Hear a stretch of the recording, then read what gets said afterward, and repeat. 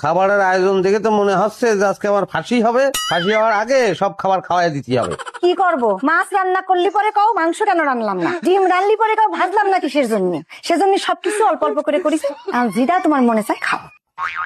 দেখতেছি, টেস্ট করে দেখছি ও কি হবে না আমার জানা আছে তো।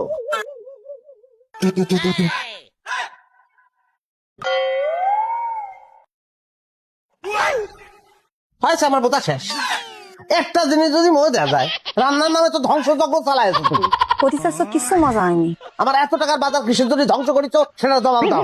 তালি পরে কান খুলে শোনো, এটা আমেনার মায়ের ভর্তা, রশ্মি খালার মুরগির মাংস, এটা হচ্ছে তোমার প্রিয় আরিফা ভাবি পাঠিয়েছে।